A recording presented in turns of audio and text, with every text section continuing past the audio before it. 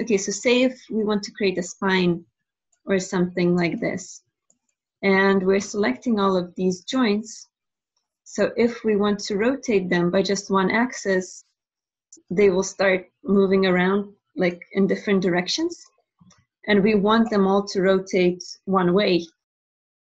So the reason why they all rotate different directions is because some of these y-axes point to the back and some of them point to the front. And in this case, the y points upwards. So we want them all to be pointing the same way. So we want the primary axis to be the same, and we want these y-axes to also point in the same direction. So there are multiple ways to change that orientation.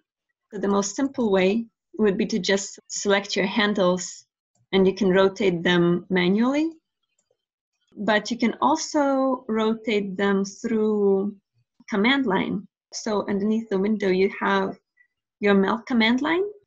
So if you say select this handle, you can say rotate. So the command for rotation is just rotate.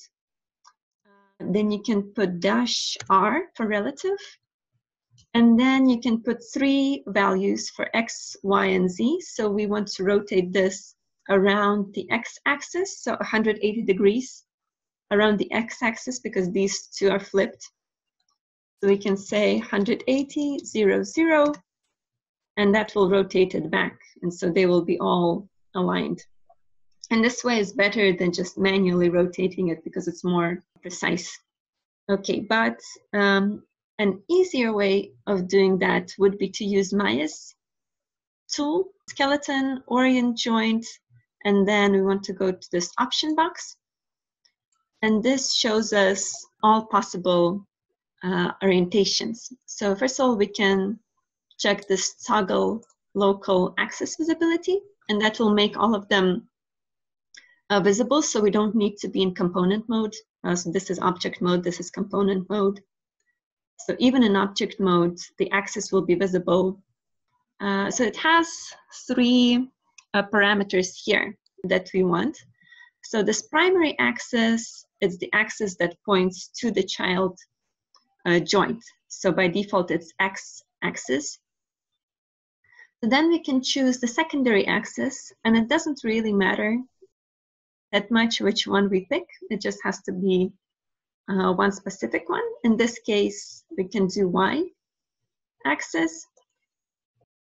And this secondary axis world orientation means where does the secondary axis point, right? So if we have all these joints selected and we have X, Y, and then let's say Z, then all these Y joints will be facing where the Z is facing. So in this case, they will be all facing where this joint is. So if we hit apply now, they will face here. Right now, if we rotate all these joints, then they rotate much better, right? So before they would rotate in some weird directions. Now they rotate how we would want the spine, for example, to rotate.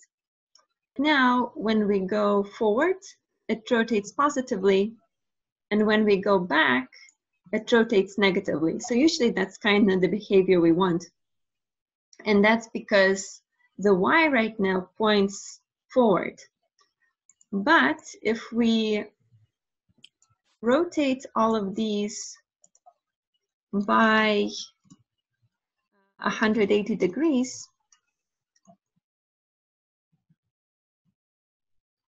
then these will all point back.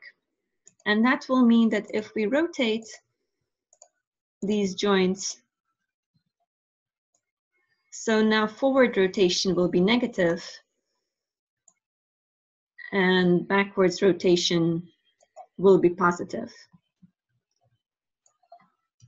And usually that's not something we want. So usually this is exactly, but it's a good thing to keep in mind because sometimes, see, for example, the knee.